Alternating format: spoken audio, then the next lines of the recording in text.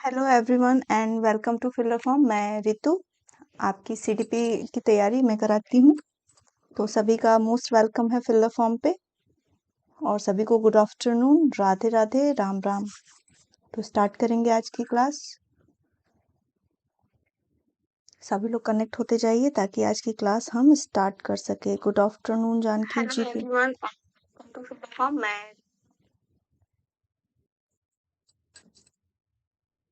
सभी लोग कनेक्ट होते जाइए और अपना नाम भी डालते जाइए। जय श्री कृष्णा।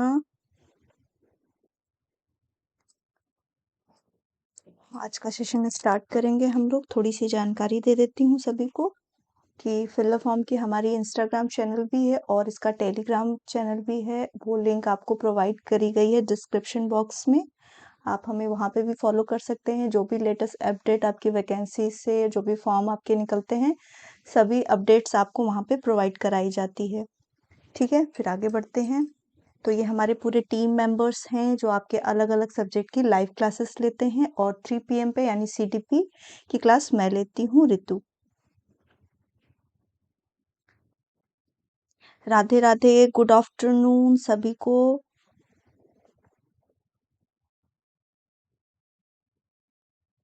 चलिए आगे बढ़ते हैं। कैसे हैं सभी आप और कैसी चल रही है आप सभी की तैयारी?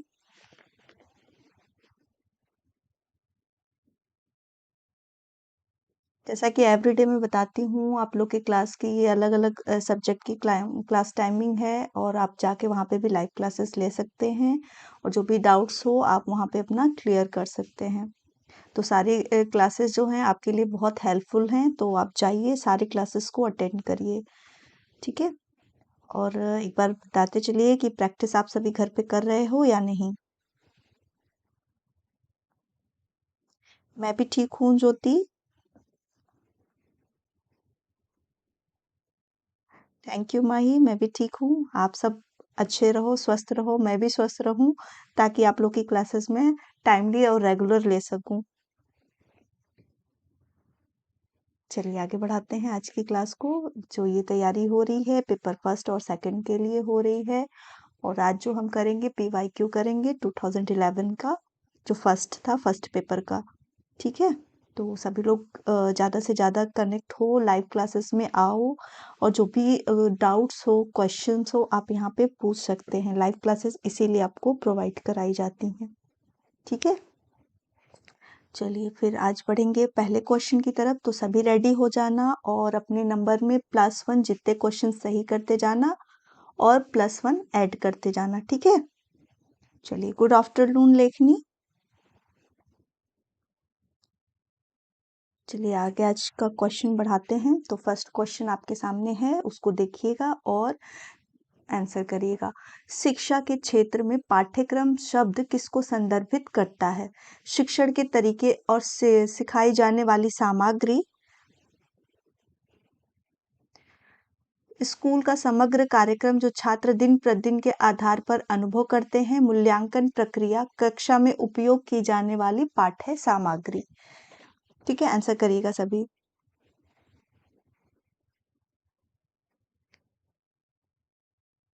The term curriculum is field of education referred to method of teaching and content to be taught, overall program of the school which student experience one a day-to-day basis. Evaluation process, text material to be used in the class.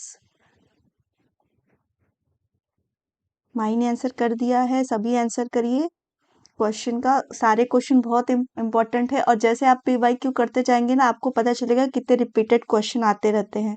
तो आपकी तैयारी भी साथ में होती रहेगी और आपका एक जो मेंटल सेट है ना, वो भी तैयार हो जाएगा। सुजाता पटेल बोल रही हैं 4। तो जो मूल्यांकन करिकुलम होता है, केवल आपका सिलेबस नहीं होता है, ओवरऑल पूरे आपके जो स्कूल में पढ़ाया जाता है हर एक चीज उसमें इंक्लूड होता है। सबको पार्ट ऑफ योर करिकुलम मानते हैं। ठीक है, केवल आपके सिलेबस और उसको नहीं मानेंगे।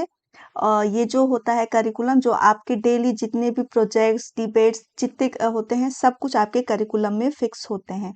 तो इसका जो राइट आंसर होगा वो आंसर 2 होगा। स्कूल का समग्र कार्यक्रम जो भी स्कूल में प्रोवाइड किया था, सब वो पार्ट ऑफ करिकुलम होते हैं। ठीक है। तो स्कूल का समग्र कार्यक्रम जो छात्र दिन प्रतिदिन के आधार पर अनुभव करते हैं, जो डेली उनको आप प्रोवाइड कराते हैं स्कूल में हर चीज को, उसको हम लेते हैं। तो इसका जो आंसर होगा वो बी होगा, यानी कि 2 इज द राइट आंसर। ठीक है। हाँ, जिन्होंने बी आंसर सही किया है वो अपना +1 मार्क ऐड कर लेना। ठीक है। Good afternoon Rohit. चलिए, वेरी गुड। हाँ, चलिए नेक्स्ट क्वेश्चन देखते हैं। निचली कक्षाओं में शिक्षण को प्लेवे विधि किस पर आधारित होती है? At lower classes playway method of teaching is based on शारीरिक शिक्षा कार्यक्रमों का सिद्धांत, शिक्षण के तरीकों के सिद्धांत, विकास और वृद्धि के मनोवैज्ञानिक सिद्धांत, शिक्षण के समाजशास्त्रीय सिद्धांत।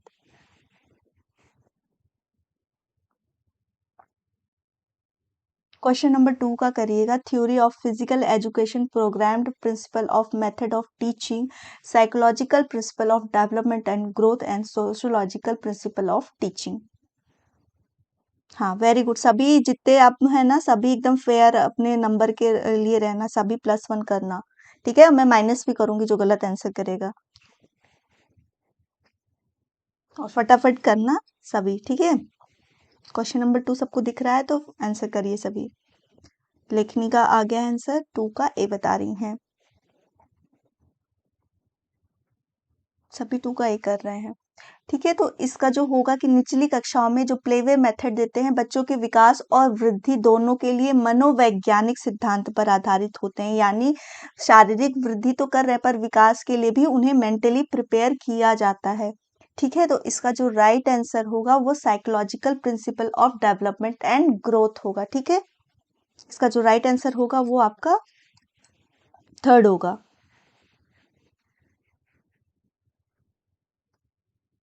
हाँ, मनप्रीत कौर ने जो आंसर किया है ना, इन्होंने सिर्फ सही आंसर दिया है। Very good Manpreet. चलिए आगे बढ़ते हैं। नेक्स्ट क्वेश्चन देखते हैं, थर्ड नंबर। ठीक है। समझ में आ गया ना? बच्चों को फिजिकली तो ग्रोथ करा ही रहे हैं हम, पर मेंटली भी हम प्रिपेयर कर रहे हैं बच्चों को।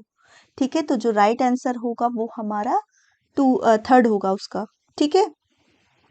चलिए, वेरी गुड। मनप्रीत का +2 हो चुका है, और सभी अच्छे से क्वेश्चन को ध्यान से देखिए और ध्यान से आंसर करिए। ठीक है। चलिए, एक छोटा बच्चा अतीत की तरह एक समान स्थिति में उसके द्वारा दी गई प्रतिक्रिया के आधार पर एक नई स्थिति का जवाब देता है। यह किससे संबंधित है? ये थॉर्नडाइक जी के सिद्धांत जो दिया था उससे आपको रिलेट करके क्वेश्चन पढ़ा रहा है। तो सीखने का सादृश्यता का नियम, सीखने का प्रभाव का नियम, सीखने की प्रक्रिया के रवैये का नियम, या फिर सीखने की तत्परता का नियम। तो बताइए, जो आपके थॉर्नडाइक जी ने बेसिकली 3 लॉज जो दिए थे वो कौन कौन से हैं? फटाफट आंसर करना। इसको आंसर करके ये बताना कि थॉर्नडाइक जी ने सीखने के जो प्रमुख नियम बताए थे वो कौन कौन से हैं। 3 का डी कह रहे हैं, सभी 3 का डी कह रहे हैं। बाकी सब भी आंसर करिए क्वेश्चन नंबर 3 का, कि एक छोटा बच्चा जो अतीत में किसी तरह की प्रॉब्लम उसने फेस किया और नई प्रॉब्लम में पढ़ने पर उसने उस अतीत के अनुभव का उपयोग किया नई स्थिति में समस्या को सॉल्व करने के लिए। तो इसका क्या होगा? Very good. दे रहे हैं +2, 3 दिया। हाँ, वेरी गुड। 3 कौन कौन से नियम दिए हैं उसके नेम भी बताइए। जो थॉर्नडाइक जी ने सीखने के 3 प्रमुख नियम बताए थे वो कौन से हैं?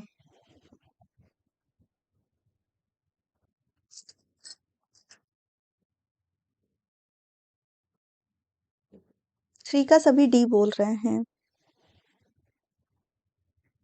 Yes, Mahi is right.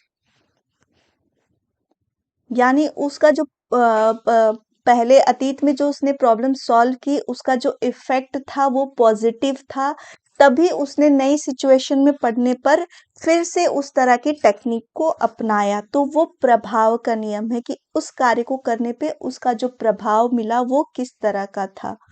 ठीक है।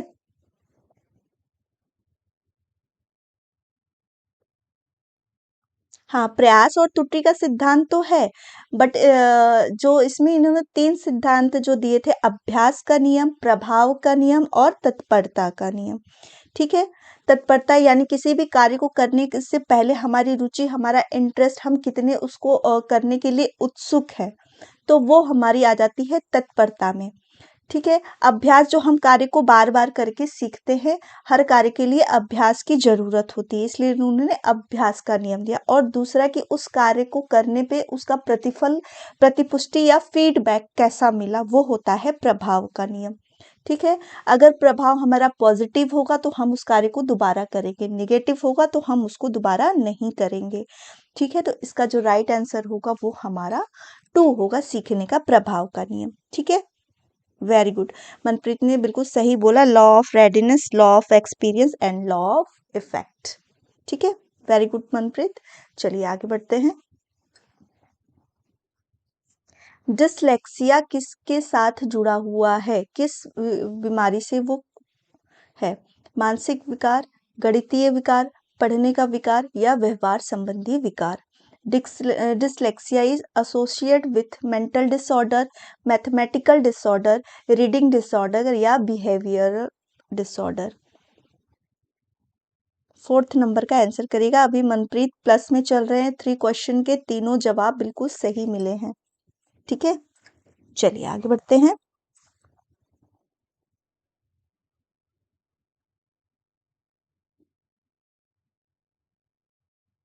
यस, सभी के आंसर बिल्कुल सही आ रहे हैं। 4th का सी, जो डिसलेक्सिया है वो किससे है? पढ़ने से संबंधित विकार है। Very good. Reading disorder. ठीक है, सभी अपने नंबर प्लस कर लेना। नेक्स्ट क्वेश्चन पे बढ़ते हैं। विशेष आवश्यकता वाले बच्चों की शिक्षा प्रदान की जानी चाहिए। अन्य सामान्य बच्चों के साथ विशेष स्कूलों में विशेष बच्चों के विकसित विधियों द्वारा, विशेष स्कूल में या विशेष स्कूलों में विशेष शिक्षकों द्वारा। क्वेश्चन नंबर 5 का आंसर करिएगा। Education of children with special need should be provide along with other normal children by methods developed for special children in special school by special teacher in special school। ठीक है, question number 5 का answer करिए। ठीक है, मैं concept को clear करते चल रही हूँ आप लोगों की। बहुत बच्चे ऐसे हैं जो फर्स्ट टाइम आते हैं या उन्होंने क्वेश्चन नहीं किया। ऐसे क्वेश्चन कई बार मैंने कराए हैं, तो होपफुली आप सभी आंसर करोगे, बट थोड़ा सा कॉन्सेप्ट भी क्लियर कराते हुए मैं चल रही हूँ ताकि आपको कोई डिफिकल्टी ना हो आगे चल के। ठीक है माही, चलिए 5 का ए, बिल्कुल बिल्कुल राइट आंसर सभी ने किया है। इसका जो होगा वो 5 का 1 होगा। बिल्कुल सही आंसर किया, सभी अपने नंबर प्लस कर लेना। चलिए नेक्स्ट क्वेश्चन देखते हैं। मूल्यांकन को एक उपयोगी और दिलचस्प प्रक्रिया बनाने के लिए किसी को सावधान रहना चाहिए। To make assessment a useful and interesting process, one should be careful about. ठीक है, विभिन्न छात्रों के बीच तुलना करना, छात्रों को बुद्धिमान या औसत शिक्षार्थियों के रूप में लेबल करना, शैक्षिक और सह शैक्षिक सीमाओं के पार छात्र के सीखने के बारे में जानकारी एकत्र करने के लिए विभिन्न तरीकों का उपयोग करना, और 4th है आपका प्रतिक्रिया देने के लिए तकनीकी भाषा का उपयोग करना।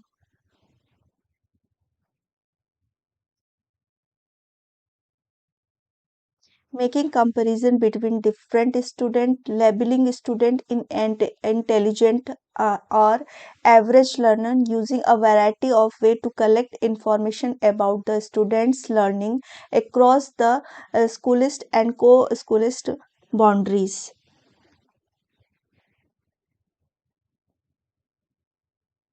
6 का 3 बोल रहे हैं। हाँ, फरा ने आंसर किया है। माही, हाँ बिल्कुल बिल्कुल सही सभी आंसर कर रहे हैं। जो इसका राइट आंसर होगा वो 6 का सी ही होगा, कि शैक्षिक के साथ सह शैक्षिक सीमाओं का भी उसमें असेसमेंट किया जाता है। ठीक है, तो इसका राइट आंसर होगा 3। चलिए आगे बढ़ जाते हैं। यहाँ उपहार से गिफ्टेड चाइल्ड से दिया है कि संकेत नहीं माना जाता, is not considered as a sign of being gifted. रचनात्मक विचार, creative ideas, fighting with others, दूसरों के साथ लड़ना। नॉवेल्टी इन एक्सपीरियंस, अभिव्यक्ति में नवीनता और जिज्ञासा, क्यूरियोसिटी। क्वेश्चन नंबर 7 का सभी आंसर करिएगा कि इसका क्या है। पिंकी गुप्ता +2, जगनिका +4, माही +5। सभी अपने स्कोर को प्लस करते जाना जितने आंसर आप सही कर रहे हो +1 में, ठीक है। 7 का बी माही बोल रही है, फराह बोल रही है 7 का 2। फराह, आपका कमेंट मैंने देखा था, बहुत अच्छा लगा, thank you for watching me. Okay,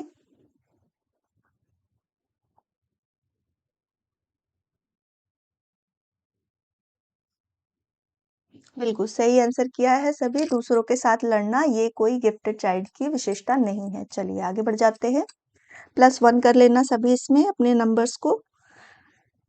आगे क्वेश्चन देखिएगा, बच्चे सक्रिय रूप से दुनिया में की अपनी समझ का निर्माण करते हैं, यह बयान किसका है? ये श्रेय दिया जाता है किसको? ये क्वेश्चन मोस्टली हर बार रिपीटेड है, तो आई होप आप सभी इसका सही आंसर करोगे। प्याजे, पावलाव, कोलबर्ग या स्किनर। और ये जो पेपर कर रहे हैं हम पेपर फर्स्ट का कर रहे हैं जो 2011 में हुआ था, आपका PYQ है, ठीक है। क्वेश्चन नंबर 8 का सभी आंसर करना। Children actively construct their understanding of the world, is the statement attribute to प्याजे, पावलाव, कोहलबर्ग या स्किनर।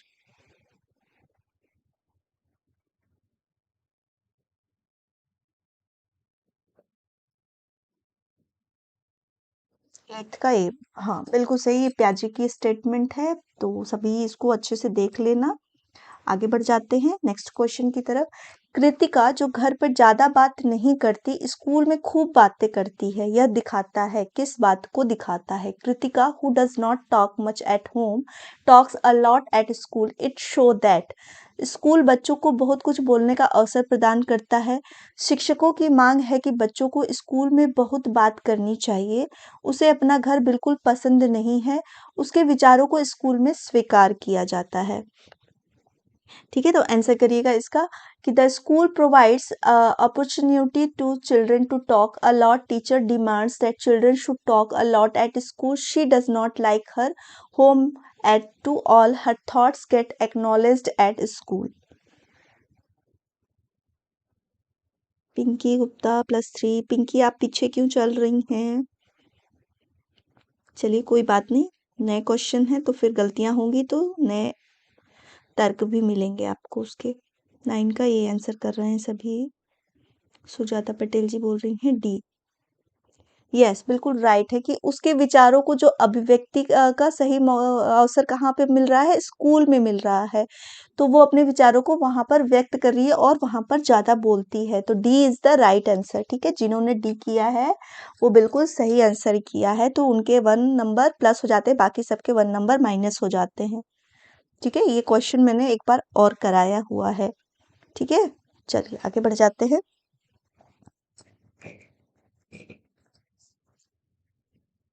ओके कोई बात नहीं, लेट ज्वाइन है तो चलिए कोई बात नहीं। हाँ 9 का डी होगा। चलिए आगे बढ़ जाते हैं 10 नंबर के क्वेश्चन पे। तो जिन्होंने डी आंसर किया है उसके +1 और जिन्होंने ए आंसर किया है उसके -1 हो गए। एक शिक्षक को अपने छात्रों की क्षमताओं को समझने का प्रयास करना चाहिए, निम्नलिखित में से कौन सा क्षेत्र इस उद्देश्य से संबंधित है? शैक्षिक समाजशास्त्र, सामाजिक दर्शन, मीडिया मनोविज्ञान या शैक्षिक मनोविज्ञान। A teacher should make to attempt to understand the potentialities of his student. Which of the following field is related to this objective? 9 का डी बोल रहे हैं। 9 का हो गया। 10 का सभी आंसर करेगा कि 10 का क्या होगा। फटाफट सभी आंसर करना, 10 का आंसर क्या होगा?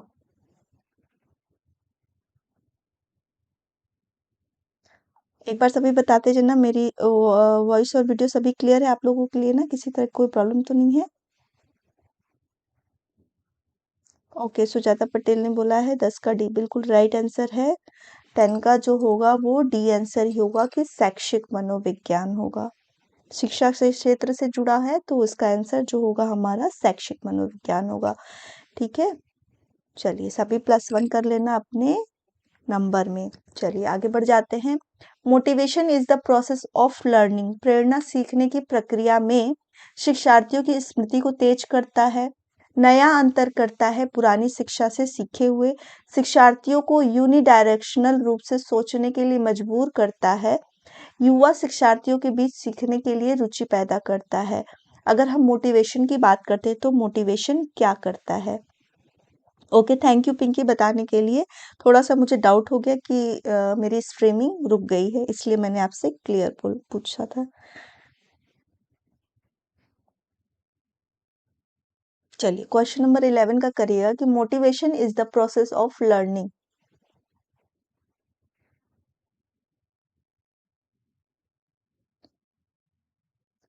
सुजाता पटेल बोल रही हैं 11 का ए। तो sharpness the memory of learner, differentiate new learning from old learning, makes learners think unidirectionally, creates interest for learning among young children learners। ठीक है, तो इसका जो राइट आंसर होगा ना वो हमारा डी होगा, क्योंकि ये क्या करता है, मोटिवेशन इंटरेस्ट डेवलप करता है बच्चों के अंदर लर्निंग के लिए। तो इसका जो राइट आंसर होगा वो हमारा डी होगा। ठीक है, तो डी यानी कि फोर्थ जो है क्वेश्चन 11 का वो सही होगा। ठीक है, अगर हम मोटिवेट करेंगे तो इंटरेस्ट होगा। ठीक है ना, इंटरेस्ट जब जगेगा तभी बच्चे सोचेंगे, पढ़ेंगे, लिखेंगे। तो सबसे पहले मोटिवेशन क्या करता है, बच्चों में इंटरेस्ट डेवलप करता है। चलिए आगे बढ़ जाते हैं क्वेश्चन नंबर 12 की तरफ। तो जिन्होंने डी आंसर किया है उसके लिए +1।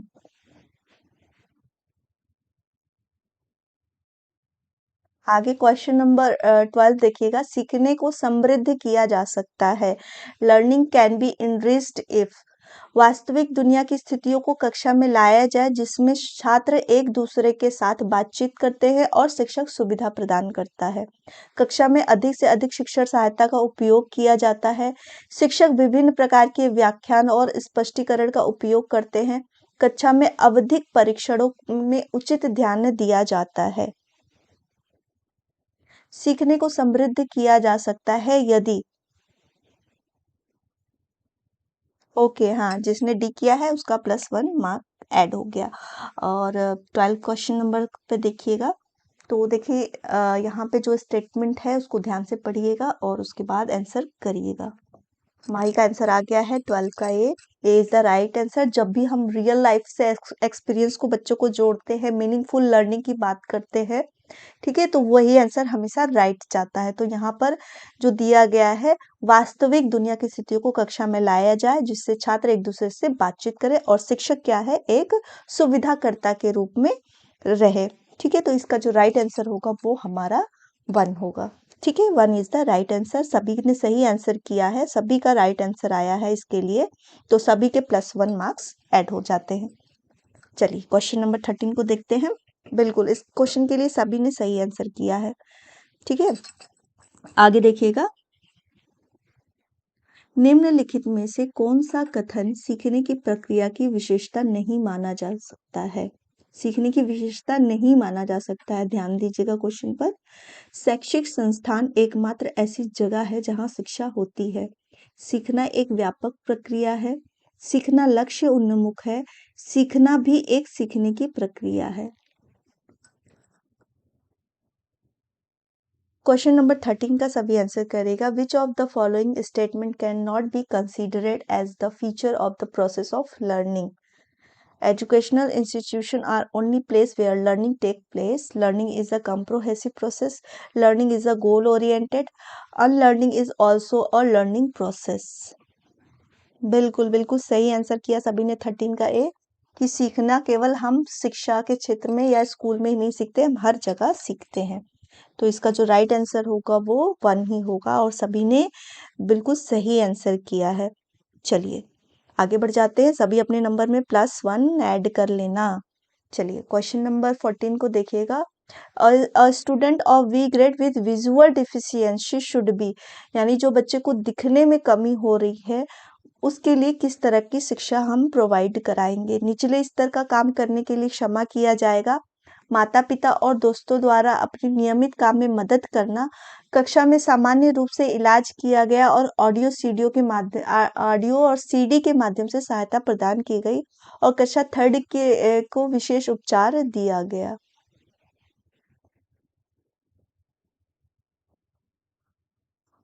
क्वेश्चन नंबर 14 का सभी आंसर करेगा। Student of V grade with visual deficiency should B.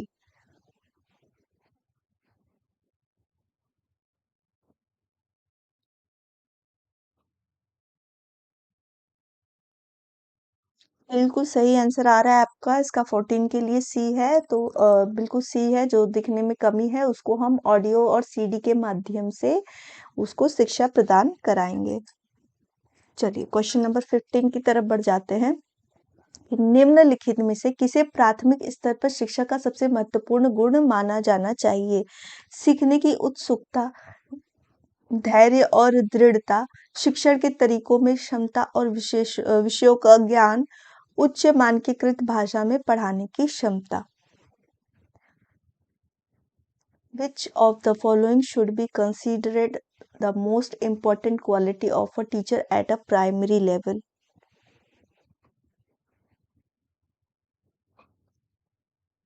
Fifteen का सभी आंसर करिएगा।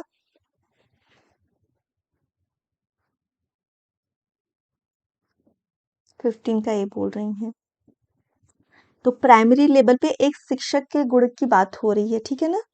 तो प्राइमरी लेवल पे एक शिक्षक का गुण क्या होना चाहिए? धैर्य और दृढ़ता होनी चाहिए। ये बात मैंने कई बार बताई है कि जब तक एक टीचर के अंदर धैर्य और पेशेंस नहीं होगा ना, तब तक वो छोटे बच्चों को हैंडल नहीं कर पाएगा, ठीक है ना।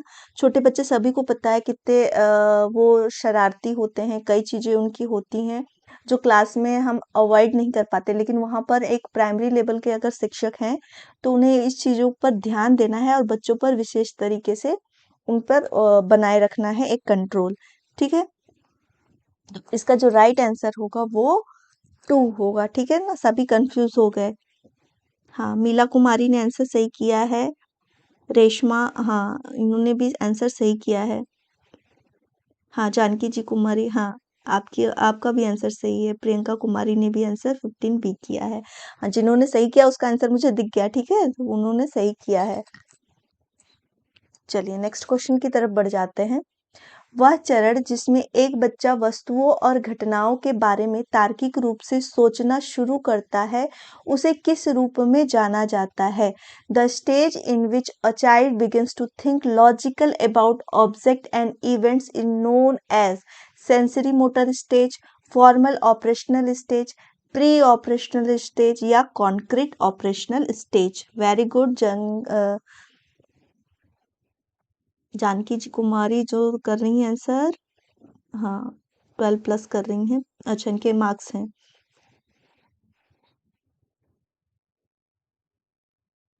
क्वेश्चन नंबर 16 का सभी आंसर करिएगा, फटाफट आंसर करिए। और जितने सही करते जा रहे हैं सभी अपने नंबर में +1 जोड़ते जाना, ठीक है। 30 मार्क्स का है पूरा। फरा का आंसर आ गया है। 16 का 4 बता रही हैं, बिल्कुल राइट है। तो ये जब भी बच्चे लॉजिकल रूप से सोचने लगते हैं, जो वस्तु उनके सामने दिखाई देती हैं, जो प्रत्यक्ष रूप से उनके सामने है, उसके बारे में वो थिंकिंग करने लगते हैं, तो ये हमारा कॉन्क्रीट ऑपरेशनल स्टेज हो जाता है। तो 4 इज द राइट आंसर, ठीक है। चलिए आगे बढ़ जाते हैं। हाँ, इसका जो राइट आंसर होगा ना वो 4 होगा, ठीक है। फराह खानूम ने जो आंसर किया है उन्होंने सही किया था। हाँ, मंजूषा ने भी आंसर सही किया है, ठीक है। माही का भी आंसर सही है। चलिए आगे बढ़ जाते हैं, नेक्स्ट क्वेश्चन देखते हैं। एक शिक्षक अपने लोकतांत्रिक प्रकृति के कारण छात्रों को पूरी कक्षा में बैठने की अनुमति देता है। कुछ एक साथ बैठते हैं और चर्चा करते हैं या समूह पठन करते हैं, कुछ चुपचाप बैठते हैं और खुद में ही पढ़ते हैं। एक माता पिता को यह पसंद नहीं है। निम्नलिखित में से कौन सी स्थिति को संभालने का सबसे अच्छा तरीका हो सकता है? पूरा स्टेटमेंट ध्यान से देखिएगा, ठीक है। माता पिता को शिक्षक के खिलाफ प्रिंसिपल से शिकायत करनी चाहिए। माता पिता को प्रिंसिपल से अपने युद्ध के खंड को बदलने का अनुरोध करना चाहिए। माता पिता को शिक्षक पर भरोसा दिखाना चाहिए और शिक्षक के साथ समस्या पे चर्चा करनी चाहिए। माता पिता को उस स्कूल से बच्चे को दूर ले जाना चाहिए। A teacher, because of her democratic nature, allows students to sit all over the class. Some sit together and discuss or do group reading. Some sit quietly and read themselves. A parent does not like it. Which of the following may be the best way to handle this situation? Parents should complain against the teacher to the principal. Parents should request the principal to change the session of their ward. Parents should show trust in the teacher and discuss the problem with the teacher. Parents should take away the child from that school. हाँ, बिल्कुल सही answer सभी ने कर दिया। 17 का सी होगा। ठीक है, कंप्लेन सीधे नहीं करेंगे कि टीचर को बदल दो या शिकायत करने पहुंच नहीं जाएंगे। ठीक है, आप लोग भी टीचर बनने वाले हो तो ये सब ध्यान में रखना। ठीक है, चलिए। The insight theory of learning is prompted by gestalt theory, Pavlov, Jean पियाजे या वाइगॉट्स्की। प्रमोटेड बाय किसके है? The insight theory of learning is promoted by gestalt theorist, Pavlov, Jean पियाजे या वाइगॉट्स्की। सीखने के अंतर्दृष्टि सिद्धांत को किसके द्वारा बढ़ावा दिया जाता है? गेस्टॉल्ट सिद्धांत, पावलोव, जीन पियाजे या वाइगॉट्स्की। सभी ने 17 का आंसर बिल्कुल राइट किया था। क्वेश्चन नंबर 18 का सभी आंसर करिएगा। वेरी गुड प्रतीक्षा। पिंकी जी के 8 हैं। माही ने ए बोला है। रेशमा सी। तो अंतर्दृष्टि का जो सिद्धांत दिया था वो किसने दिया था? ये गेस्टॉल्ट सिद्धांत वाला के, जो कि किसी भी चीज को परसेप्शन कैसे करते हैं? एज अ होल, संपूर्ण रूप में परसेप्शन करते हैं, इसी को गेस्टॉल्ट थ्योरी बोलते हैं। ठीक है, तो इसका जो राइट होगा, इनसाइट थ्योरी जो दी गई थी कोलर एंड कोफका द्वारा दी गई थी। ठीक है ना, तो ये गेस्टॉल्ट सिद्धांतकार हैं। ठीक है, इसका जो राइट आंसर होगा वो 1 होगा। चलिए आगे बढ़ जाते हैं। सबको पता है ना कॉलर जी ने किस पे ये इनसाइट थ्योरी किस पे डेवलप की थी? किस एनिम को लिया था? किस पे किया था इन्होंने अपनी थ्योरी? जो इनका फेमस थ्योरी इनसाइट थ्योरी को डेवलप किया था वो किसके ऊपर किया था? कौन आंसर देगा इसका? फटाफट आंसर करो। जो गेस्टॉल्ट थे आपके कोहलर जी का फेमस जो एक्सपेरिमेंट था वो किसके ऊपर किया गया था? वेरी गुड, सभी अपने नंबर भी प्लस करते चल रहे हैं। फरा खानूम +13, प्रतीक्षा 12, पिंकी 9, रोजीना शेख, सुल्तान नामक वो। हाँ, सुल्तान तो था बट वो चिंपैंजी था। मैंने वो पूछा था, नाम आपने बताया। ठीक है, वेरी गुड माही।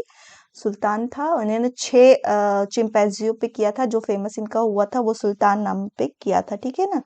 हाँ, ठीक है, तो वो अंतर्दृष्टि या सूझ का सिद्धांत बोलते हैं, वो गेस्टॉल्ट वाद थे। ठीक है, नहीं नहीं, चूहा नहीं था। ठीक है ना?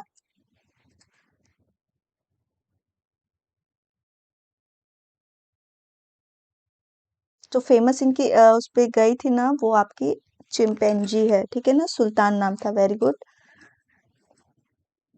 चलिए आगे बढ़ जाते हैं। बच्चों के बौद्धिक विकास के 4 अलग-अलग चरणों की पहचान किसके द्वारा की गई है? कोहलबर्ग द्वारा, एरिक्सन, स्किनर या फिर प्याजे? वेरी गुड, पिंकी एंड माही ने आंसर किया था, बिल्कुल सही आंसर किया। ठीक है ना, सुल्तान नाम था, वो चिंपैंजी था। हाँ, लेखनी ने भी बताया चिंपैंजी। हाँ, चिंपैंजी पर बिल्कुल बिल्कुल, और उसका नाम था सुल्तान। ये प्रश्न भी आए हुए हैं। ठीक है ना, तो उसको भी देखते चलिएगा। तो क्वेश्चन नंबर 19 का सभी आंसर करना कि 4 स्टेजेस टू डेवलपमेंट के बौद्धिक विकास के आपके कॉग्निटिव डेवलपमेंट के दिए थे। हाँ, रैट पे स्किनर ने किया था और कबूतर पे किया था। 2 था ना इनका। ठीक है, ऑपरेशनल कंडीशनिंग जो था इनका, क्रिया प्रसूत अनुबंधन सिद्धांत, स्किनर द्वारा। और आपके पावलॉ जी ने डॉग पर किया था और थॉर्नडाइक जी ने बिल्ली पर किया था। ठीक है, चूहा और बिल्ली दोनों पर किया था उन्होंने।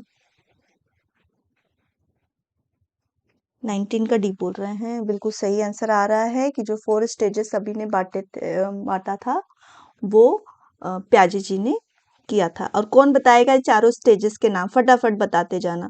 जो चारों स्टेजेस विथ ईयर आंसर करना, ताकि हम रिवीजन भी करते चले और आपके क्वेश्चन को भी क्लियर करते चले। तो जिसको भी पता है फटाफट बताना, पूरे सीक्वेंस से बताना कि कौन कौन से स्टेजेस थे और विथ ईयर। बहुत अच्छा, प्लस करते जाना। 19 क्वेश्चन हो गए हैं और 14 है फराह खान के। ठीक है, 19 का आंसर आ तो गया है, बट मैंने एक क्वेश्चन किया है, सभी आंसर करिएगा उसका, कि जो इन्होंने 4 स्टेजेस बताए हैं वो कौन कौन से हैं और इंक्लूडेड विथ ईयर।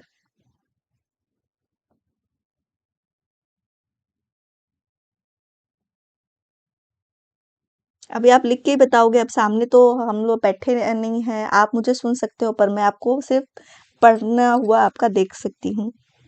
ठीक है, शैशवावस्था, very good. 0 to 2 year, very good Manjusha. Next कौन बताएगा? सब एक एक करके बताओ, चारों नहीं, सभी। मंजूषा ने बता दिया, नेक्स्ट कौन बताएगा? सेकंड स्टेज कौन सी है? सेकंड कोई और बता दो।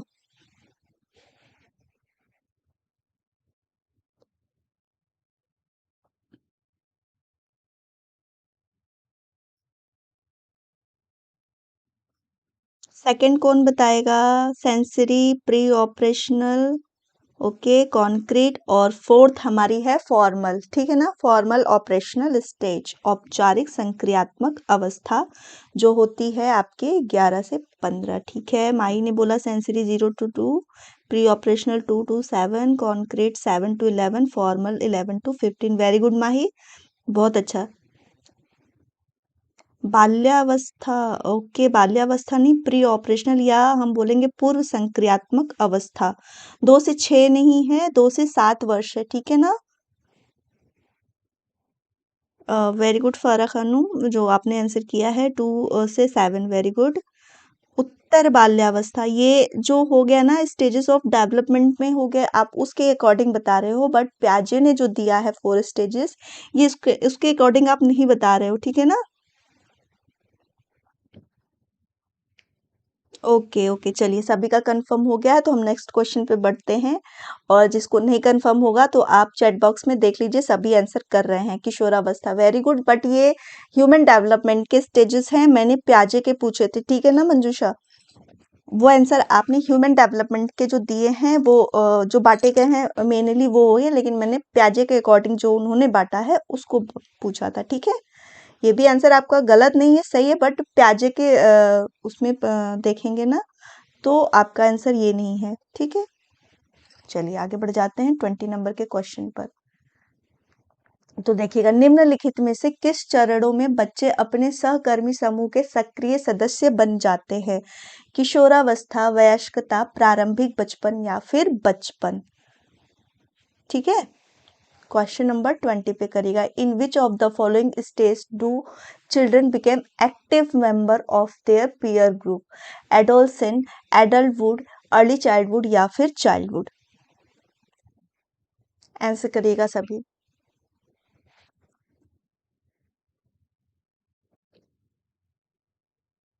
स्नेहा ने बताया है, वेरी गुड स्नेहा, बहुत अच्छा, बहुत अच्छा। मुझे बहुत अच्छा लग रहा है कि आप सब रिस्पॉन्स कर रहे हो, क्वेश्चन पे आंसर कर रहे हो, और यही मुझे चाहिए कि आप क्लास में एक्टिव रहो, चीजों को जानो, एक से ज्यादा प्रश्नों को करो। 30 नहीं, हम 40 भी कर सकते हैं अगर आप सबका साथ हो तो। ठीक है ना, हाँ, 20 का डी किया। तो इसका जो राइट आंसर होगा ना, कि सबसे ज्यादा अपने पीयर ग्रुप के जब सक्रिय सदस्य बनते हैं ना, वो आपके एडोलसेंस में आते हैं। ठीक है, तो इसका जो राइट आंसर होगा वो हमारा एडोलसेंस होगा। तो राइट आंसर गया 1 के साथ। ठीक है ना, इसमें राइट आंसर नहीं हुआ। वो बचपन वाली बात नहीं हो रही थी। जो अपने सहकर्मी समूह के सबसे सक्रिय सदस्य होते हैं वो हमारा एडोलसेंस आता है। अगर एडोलसेंस नहीं दिया होता तब फिर आप चाइल्डहुड करते, ठीक है। लेकिन यहाँ पे एडोलसेंस दिया है इसलिए हमारा राइट आंसर जो बनेगा वो 1 होगा, ठीक।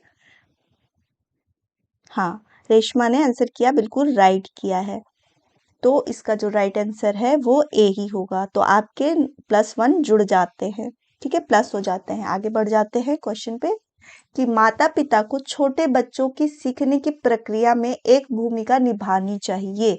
कैसी भूमिका होनी चाहिए उनकी? नकारात्मक, सक्रिय, सहानुभूति या तटस्थ, ठीक है। निगेटिव, प्रोटेक्टिव, सिंपैथेटिक या नेचुरल, न्यूट्रल, सॉरी न्यूट्रल है आपका, ठीक। क्वेश्चन नंबर 21 का आंसर करिएगा।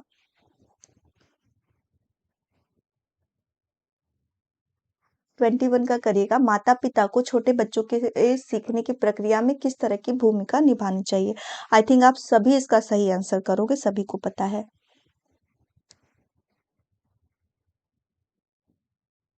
बिल्कुल, मीला ने कैसा बोला? सहानुभूतिपूर्ण नहीं होना चाहिए। अगर मैं कहूँ तो बच्चों के सीखने की प्रक्रिया में माता-पिता को भी एक्टिव होना चाहिए, उसके साथ कार्य करना चाहिए, ना कि दया की या इस दृष्टि से देखना चाहिए बच्चों को, ठीक है?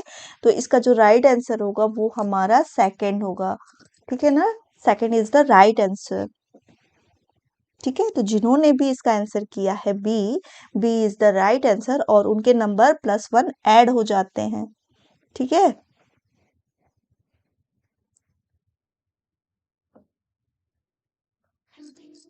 आगे बढ़ जाते हैं। Development is the never-ending process. This idea is associated with principle of interrelation, principle of continuity, principle of integration या principle of interaction. विकास एक कभी न खत्म होने वाली प्रक्रिया है। यह विचार किसके साथ जुड़ा है? अंतर संबंध का सिद्धांत या फिर निरंतरता का सिद्धांत, एकीकरण का सिद्धांत या फिर बातचीत का सिद्धांत।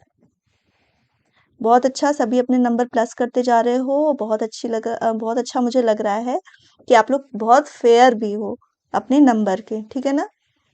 और ऐसा नहीं है कि आपके नंबर कम आ रहे हैं तो आप उदास होना। आपने सोचना कि मैंने गलती की तो मैंने एक चीज नई सीख ली, ठीक है ना? तो ये चीज आपके अंदर होना चाहिए कि मैंने कुछ नया सीखा आज। बिल्कुल, बिल्कुल सही आंसर आ गया आप लोग का 22 के लिए, बी निरंतरता का सिद्धांत। बिल्कुल राइट आंसर है ये। चलिए, डेवलपमेंट से तो आपको फिक्स है कि क्वेश्चन आने हैं और इस पे मैंने बहुत सारे क्वेश्चन आपको कराए हैं। चलिए देखते हैं 23 का। वह कौन सी जगह है जहां बच्चे के संज्ञानात्मक विकास को सबसे अच्छे तरीके से परिभाषित किया गया है? खेल का मैदान, स्कूल और कक्षा का वातावरण, सभा सागर या फिर घर? ये क्वेश्चन आपका 11 में भी आया है, 13 में भी आया है और आई थिंक 16 में भी आया है, ठीक है ना? चलिए आगे आंसर करिएगा क्वेश्चन नंबर 23 का सभी।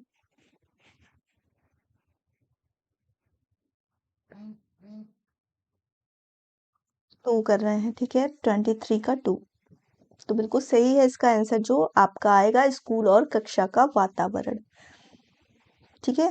हाँ बिल्कुल, स्नेहा ने भी आंसर सही किया है। हाँ, माई का आंसर सही आ गया। इसका जो राइट आंसर होगा वो स्कूल और कक्षा का वातावरण है, ठीक है। चलिए आगे क्वेश्चन पे देखते हैं। आगे का क्वेश्चन बोल रहा है निम्नलिखित में से कौन सा एक बुद्धिमान छोटे बच्चे का संकेत नहीं है? वह जो लंबे निबंधों को बहुत जल्दी रटने की क्षमता रखता है, वह व्यक्ति जो धारा प्रवाह और उचित रूप से संवाद करने की क्षमता रखता है, वह जो अमूर्त तरीके से सोच विचार करता रहता है, वह जो एक नए वातावरण में खुद को समायोजित कर सकता है।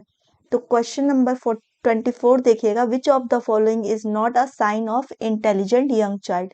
One who has the ability to cram long essay very quickly, one who has the ability to communicate fluently and appropriately, one who carries on thinking in the abstract manner, one who can adjust oneself in the new environment.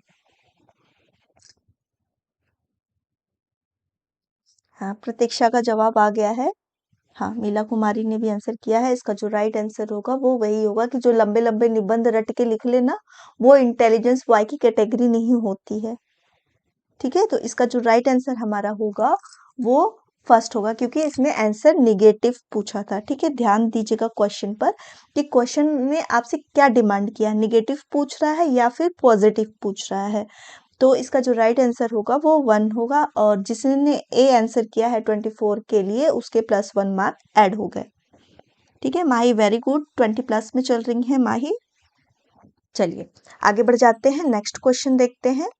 25 को dash को प्रेरित शिक्षण का संकेत माना जाता है, is considered as a sign of motivated teaching. किसको मानते हैं मोटिवेटेड टीचिंग में? कक्षा में अधिकतम उपस्थिति, शिक्षक द्वारा दिया गया उपचारात्मक कार्य, छात्रों द्वारा पूछताछ, कक्षा में मौन छोड़ दे।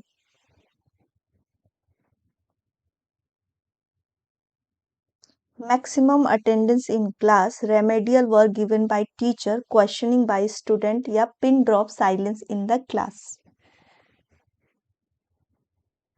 सोनाली पूछ रही हैं मैम सीटेट का। देखिए होपफुली आपके 15 दिसंबर के बाद से मान के चलिएगा कि एग्जाम आपके हो जाएंगे, और आपकी प्रिपरेशन में अभी आप जितना कम दिन समझ के चलोगे ना उतना अच्छा होगा, कि आपके लिए कम है और आपको उतना मेहनत करना है। आप ये मत सोचिए कि दिसंबर लास्ट होगा, जनवरी होगा, आपको अभी से तैयारी में लगनी है। ठीक है ना, और मिड दिसंबर तक बहुत चांसेस हैं कि आपके एग्जाम डेट्स क्लियर हो जाएंगे, जहां भी फॉर्म के आपके करेक्शन के लिए आएगा ना फिर आपके लिए हो जाएगा। डेट अभी तो क्लियर नहीं है, लेकिन 15 दिसंबर के बाद डेट आने के बहुत चांसेस हैं आपके। ठीक है ना, जिस तरह से पिछले साल हुआ था एग्जाम, होपफुली इसी तरह इस बार भी होगा, और उसी हिसाब से ना आप केवल 15 डेज अभी मान के चलो कि आपके पास केवल 15 डेज है, और आपको अच्छे से तैयारी करनी है एग्जाम की, और हर एक सब्जेक्ट पे आपको ध्यान देना है। ठीक है ना, और सभी लोग मेरी वीडियो अच्छी लगती हो तो प्लीज लाइक कर देना, शेयर करो, ताकि और लोगों की भी तैयारी बेटर हो सके। ठीक है ना, चलिए आगे बढ़ जाते हैं। 25 का सी बोल रहे हैं, बिल्कुल सही आंसर किया है। 25 का जो होगा कि छात्रों द्वारा पूछताछ, जब बच्चे पूछते हैं क्लास तभी अट्रैक्टिव होता है, जब बच्चे अपनी क्यूरियोसिटी को शांत करते हैं, वो समझने की कोशिश कर रहे हैं क्लास में। जैसे यहाँ पे आप क्वेश्चन पूछते हैं, मैं आंसर करती हूँ, मैं क्वेश्चन पूछती हूँ, आप आंसर करते हैं, तो ये सब चीजें जो होती हैं ना, ये क्लास को इंटरेक्टिव बनाती हैं, इंटरेस्ट क्रिएट करती हैं। अब ये तो जब एग्जाम डेट आ जाएगी आपकी, क्लियर होगी, तभी एडमिट कार्ड आएगा। ठीक है ना, चलिए आगे बढ़ जाते हैं। सोनाली जी, एडमिट कार्ड जैसे आपका रीचेक होगा ना, फॉर्म फिलअप के जो 3 दिसंबर आपका डेट है ना, रीचेक हो जाएगा फॉर्म आपका जो फिलअप किया है, उसके बाद से आपके एग्जाम डेट भी क्लियर हो जाएंगे, और एडमिट कार्ड भी आपके उसके अकॉर्डिंग, जैसे आपने फॉर्म फिलअप किया है उसके अकॉर्डिंग आएगा, जैसे आपकी डेट होगी।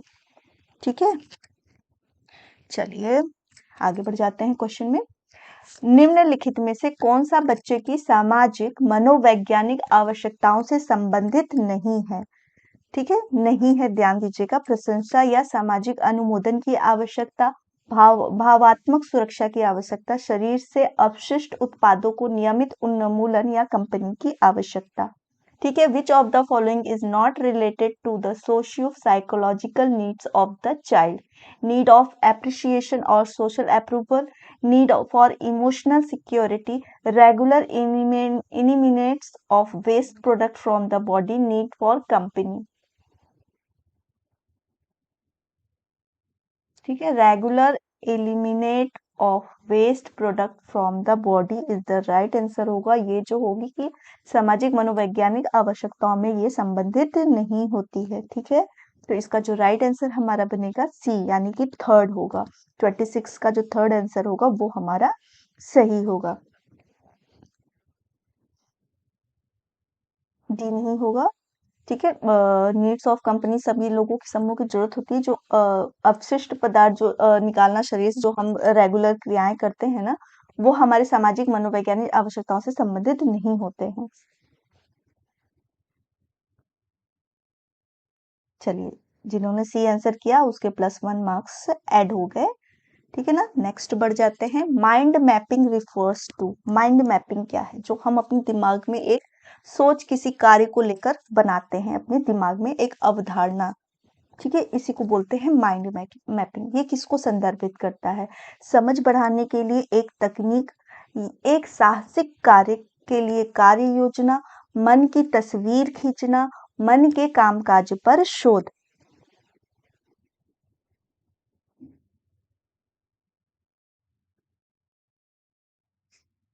आंसर 27 करेगा कि माइंड मैपिंग रिफर्स टू, समझ बढ़ाने के लिए एक तकनीक है, a technique to enhance comprehensiveness, a plan of action for a adventure, drawing the picture of mind, researching the function of the mind. Mind mapping क्या है?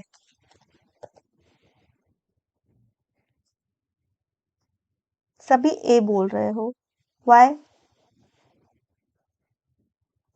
माइंड मैपिंग क्या है? मन पे, यानी हमारे अंदर जो हमारी एक क्रिया समस्या के ऊपर चलती है ना, उसका एक हम मैप बनाते हैं अपने दिमाग में कि हमें किस तरह से अपने कार्य को या समस्या को सॉल्व करना है।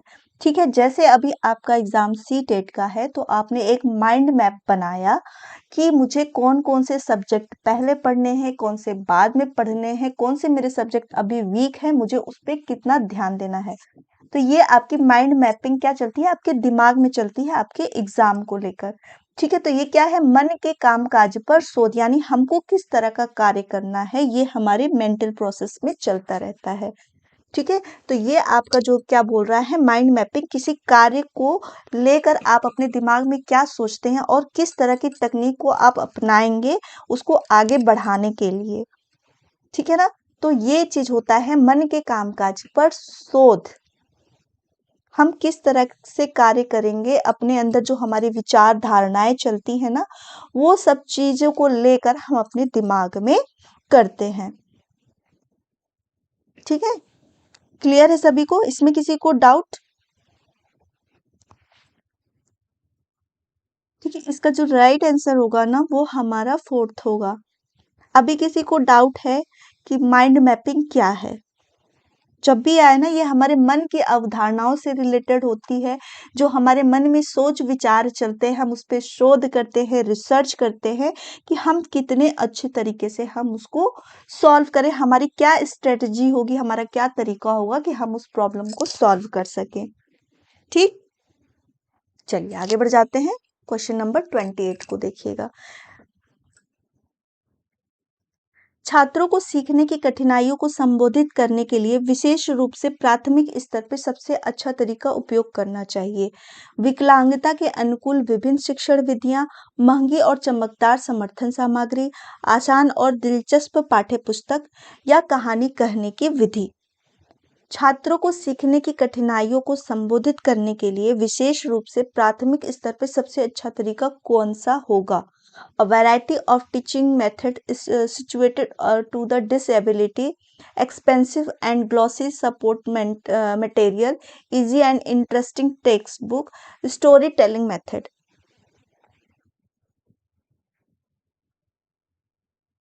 चलिए, किसी को कोई डाउट नहीं, बहुत अच्छी बात है। क्वेश्चन नंबर 28 पे सभी फोकस करिएगा कि आपसे क्वेश्चन क्या डिमांड कर रहा है। अगर डिसेबल है कोई, किसी को पढ़ने में किसी तरह की दिक्कत हो रही है, आप उस समय उसके लिए क्या करेंगे? क्वेश्चन आपसे ये पूछ रहा है। छात्रों को सीखने की कठिनाइयों को संबोधित करने के लिए विशेष रूप से प्राथमिक स्तर पर सबसे अच्छा तरीका क्या होगा? कि हम उसे a variety of teaching method situated to the disability, ठीक है ना, विकलांगता के अनुकूल विभिन्न से, जिस तरह से उसे दिक्कत हो रही है उसके अकॉर्डिंग हम उसको टीचिंग मेथड्स अप्लाई करें। तो जो राइट आंसर हमारा बनेगा वो हमारा फर्स्ट होगा। ठीक है ना बेटो? बच्चों ध्यान दीजिए क्वेश्चन पर, जो आपको पूछ रहा है क्वेश्चन क्या पूछ रहा है। कहानी कहने की विधि तो छोटे बच्चों को स्टोरी टेलिंग करते हैं, बट किसी तरह की अगर उसे कठिनाई महसूस हो रही है सीखने और समझने में, तो हम क्या करेंगे? ठीक है, रोजीना स्नेक बोल रही है क्लास की टाइमिंग क्या है? मेरी 3 to 4 PM है, एवरी मंडे टू सैटरडे। ठीक है, हाँ, 28 का जो राइट आंसर होगा वो हमारा फर्स्ट होगा। चलिए आगे बढ़ जाते हैं। देखिएगा क्वेश्चन नंबर 29 को कि प्याजे के अनुसार निम्नलिखित में से किस चरण में एक बच्चा अमूर्त प्रस्ताव के बारे में तार्किक रूप से सोचना शुरू कर देता है। तो फटाफट आंसर करिएगा। इसका क्वेश्चन मैंने आपसे पहले ही इसका आंसर ले चुका है, फिर भी आप बताइएगा। अकॉर्डिंग टू प्याजे, which of the following stage does a child begin to think logical about abstract propositions? ठीक है, concrete operational stage 7 to 11 year, formal operational stage 11 year and up, sensory motor stage birth to 2 year और pre operational stage 2 to 7 year. Answer करिएगा 29 का सभी। बिल्कुल सही answer किया है माही ने। 29 का बी होगा। जब बच्चे एब्स्ट्रैक्ट थिंकिंग करने लगते हैं तो वो हमारी फॉर्मल ऑपरेशनल स्टेज हो जाती है, और ये स्टेज जो होती है 11 ईयर एंड अबव होती है। ठीक है, तो B is the right answer. बिल्कुल सही आंसर किया है। तो 29 का जो राइट आंसर होगा वो हमारा बी होगा। ठीक है, जिन्होंने बी आंसर किया है वो +1 कर लेना अपने मार्क्स में।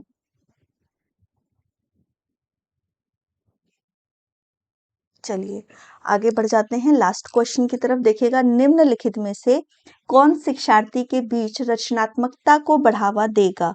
छात्रों को अच्छी शिक्षा का व्यवहारिक मूल्य सिखाना, प्रत्येक शिक्षार्थी की जन्मजात प्रतिभा पर सवाल उठाना और पोषण करने के अवसर प्रदान करना, स्कूली जीवन की शुरुआत में उपलब्धि लक्ष्यों पर जोर देना, परीक्षा में अच्छे अंकों के लिए छात्रों को कोचिंग देना। Which of the following will foster creativity amongst learner? Teaching the student the partial values of good education, practical values of good education, providing opportunity to question and to nurture the innate talents of every learner, emphasizing achievement goals for the beginning of the school life, coaching student for the mark in examination। रचनात्मकता को बढ़ावा देना है। Question को ध्यान से पढ़िएगा कि निम्नलिखित में से कौन शिक्षार्थी के बीच रचनात्मकता को बढ़ावा देगा? क्रिएटिविटी को बढ़ा रहे हैं उसके। ठीक है, तो इसका जो राइट आंसर होगा वो क्या होगा? इसका जो राइट आंसर होगा वो होगा 2, कि उसको तरह तरह के हम मौके दे रहे हैं, अवसर प्रदान कर रहे हैं, ताकि वो जो भी चीजें सीख रहा है वो अपने वातावरण में खुल के उसको दिखा सके, बता सके। तो इसका जो राइट आंसर होगा वो हमारा बी होगा। ठीक है ना?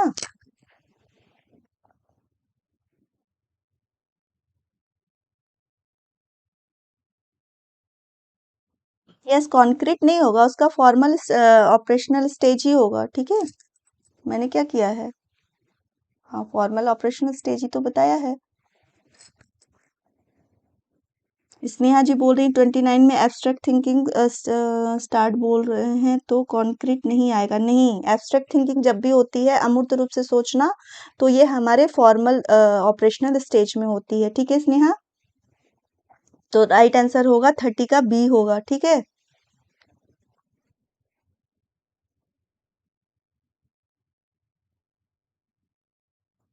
चलिए अब भी सबके मार्क्स इंक्लूड होने चाहिए, मुझे टोटल दिखने चाहिए कि सबने कितने स्कोर किए।